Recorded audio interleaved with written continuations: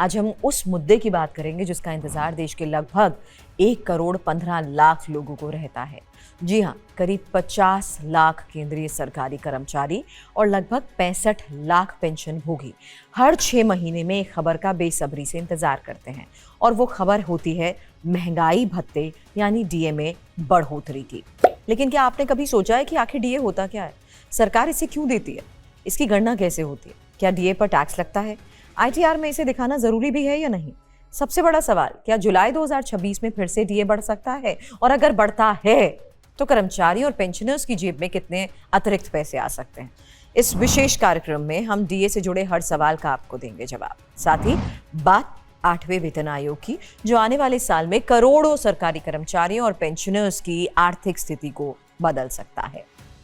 Video को आखिर तक जरूर देखिएगा। अब समझिए, महंगाई भत्ता यानी डीए आखिर होता क्या है। जब बाजार में चीज़ों के दाम बढ़ते हैं, दूध महंगा हो जाता है, सब्जियां महंगी हो जाती हैं, पेट्रोल और डीजल की कीमतें बढ़ जाती हैं, बिजली का बिल बढ़ जाता है, तो कर्मचारियों की वास्तविक आय कम होने लगती है। यानी वेतन वही रहता है लेकिन खर्च बढ़ जाते हैं। ऐसी स्थिति में कर्मचारियों की क्रय शक्ति यानी परचेजिंग पावर को बचाने के लिए सरकार महंगाई भत्ता देती है। सरल भाषा में कहें तो डीए महंगाई के खिलाफ एक सुरक्षा कवच है। सरकार ये मानती है कि अगर महंगाई बढ़ रही है तो कर्मचारियों को अतिरिक्त आर्थिक सहायता मिलनी चाहिए, इसलिए मूल वेतन के ऊपर डीए दिया जाता है। अब सवाल ये उठता है कि डीए तय होता कैसे है? क्या सरकार मनमर्जी से इसे बढ़ा देती है? नहीं, इसके पीछे एक पूरा वैज्ञानिक फॉर्मूला काम करता है। डीए की गणना अखिल भारतीय उपभोक्ता मूल्य सूचकांक यानी AICPI के आधार पर की जाती है। ये सूचकांक बताता है आम आदमी के जीवन यापन का खर्च कितना बढ़ा है। सरकार पिछले 12 महीनों के औसत AICPI डेटा को देखती है, फिर एक तय फॉर्मूले के आधार पर डीए की गणना की जाती है। यही वजह है कि डीए बढ़ोतरी का सीधा संबंध महंगाई से होता है। जितनी ज्यादा महंगाई उतना ज्यादा डीए बढ़ोतरी की संभावना। अब बात करते हैं पिछले कुछ साल में डीए बढ़ा कितना। 7वें वेतन आयोग के तहत जुलाई 2021 से अब तक डीए में 10 बार बढ़ोतरी की जा चुकी है। सबसे बड़ी बढ़ोतरी जुलाई 2021 में देखने को मिली थी, जब डीए में 11% की बढ़ोतरी हुई थी। उस समय कोरोना महामारी के बाद आर्थिक गतिविधियां तेज हो रही थी और महंगाई भी तेजी से बढ़ रही थी। इसके बाद डीए लगातार बढ़ता गया। जनवरी 2025 में 2% की बढ़ोतरी, जुलाई 2025 में 3% की बढ़ोतरी, अप्रैल 2026 में सरकार ने फिर 2% डीए बढ़ोतरी की घोषणा की, जिसके बाद डीए बढ़कर मूल वेतन का 60% हो गया। यानी किसी कर्मचारी का बेसिक पे 50,000 रुपए है, उसे केवल डीए के रूप में 30,000 रुपए प्रति महीना मिल रहे हैं। ये एक बहुत बड़ी राशि है। अब एक और महत्वपूर्ण सवाल, क्या डीए आपके वेतन का हिस्सा होता है? जवाब है हाँ, डीए आपके मासिक वेतन का हिस्सा होता है।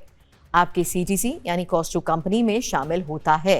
हर महीने सैलरी के साथ आपके खाते में डीए भी आता है, इसलिए इसे सिर्फ भत्ता समझकर नजरअंदाज नहीं किया जा सकता। कई कर्मचारियों के लिए डीए अब वेतन का एक बड़ा हिस्सा भी बन चुका है। अब बात करते हैं एक ऐसे सवाल की जो टैक्स पेयर्स के लिए बहुत महत्वपूर्ण होता है। क्या डीए पर टैक्स लगता है? जवाब है बिल्कुल लगता है। कई लोगों को लगता है कि चूंकि डीए एक भत्ता है इसलिए शायद ये टैक्स फ्री होगा, लेकिन ऐसा नहीं है।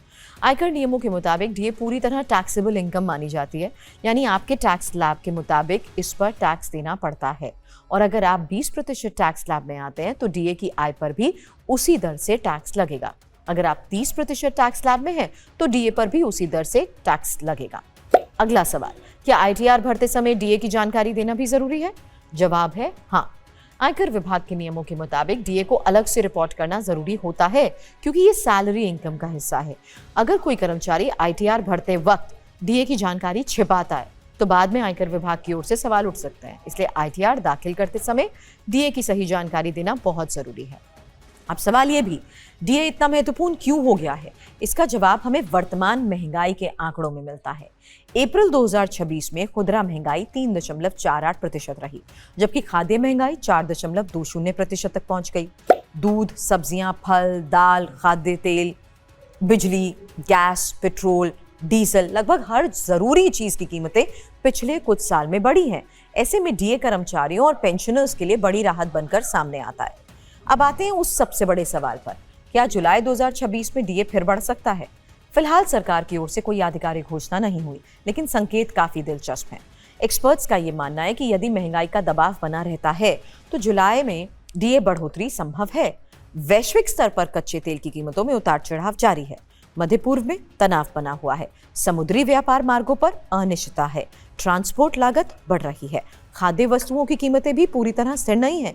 ऐसी स्थिति में AICPI के आंकड़े अगर ऊपर जाते हैं तो डीए में नई बढ़ोतरी का रास्ता खुल सकता है। अब जरा ये भी समझिए, डीए बढ़ने से वास्तविक फायदा कितना होता है। मान लीजिए किसी कर्मचारी की बेसिक वेतन है 40,000 रुपए। अगर डीए में 2% की बढ़ोतरी होती है तो उसे हर महीने लगभग 800 रुपए अतिरिक्त मिलेंगे। साल भर में ये राशि हो जाएगी 9,600 रुपए। अगर किसी का बेसिक वेतन 60,000 रुपए है तो वही बढ़ोतरी सालाना हो जाएगी 14,000 रुपए से ज्यादा। यानी छोटी दिखने वाली डीए बढ़ोतरी असल में लाखों परिवारों के बजट पर बड़ा असर डालती है। अब बात 8वें वेतन आयोग की भी, क्योंकि जनवरी 2025 में प्रधानमंत्री नरेंद्र मोदी की सरकार ने 8वें वेतन आयोग के गठन की घोषणा की और बाद में इसके टर्म्स ऑफ रेफरेंसेस भी जारी किए गए। इस आयोग की अध्यक्षता सुप्रीम कोर्ट की पूर्व न्यायाधीश रंजना प्रकाश देसाई कर रही हैं। आयोग में प्रसिद्ध अर्थशास्त्री और वित्त विशेषज्ञ भी शामिल हैं। आखिर 8वें वेतन आयोग का उद्देश्य क्या है, ये एक और बड़ा सवाल है। उद्देश्य केवल वेतन बढ़ाना नहीं है, बल्कि पूरे वेतन ढांचे की समीक्षा करना है। इसमें शामिल होंगे वेतन, भत्ते, महंगाई भत्ता, पेंशन, फैमिली पेंशन, रिटायरमेंट लाभ और अन्य सुविधाएं। अब सवाल ये कि वेतन आयोग हर 10 साल में ही क्यों आता है? क्योंकि समय के साथ अर्थव्यवस्था बदलती है, महंगाई बदलती है, जीवन यापन का खर्च बदलता है, सरकारी कर्मचारियों की जिम्मेदारियां बदलती हैं। इसलिए लगभग हर दशक में वेतन ढांचे की समीक्षा की जाती है। कर्मचारियों की सबसे बड़ी उम्मीद क्या है? फिटमेंट फैक्टर, यानी मूल वेतन को किस अनुपात में बढ़ाया जाएगा। ये वही आंकड़ा है जो तय करेगा कि कर्मचारियों की सैलरी कितनी बढ़ेगी। अगर फिटमेंट फैक्टर ज्यादा हुआ तो वेतन में ऐतिहासिक बढ़ोतरी देखने को मिल सकती है। पेंशनर्स की भी निगाहें 8वें वेतन आयोग पर टिकी हैं, क्योंकि आयोग केवल कर्मचारियों का नहीं बल्कि पेंशनर्स का भी भविष्य तय करेगा। नई पेंशन व्यवस्था, सामाजिक सुरक्षा और रिटायरमेंट लाभ को लेकर भी बड़ी सिफारिशें आने की उम्मीद है।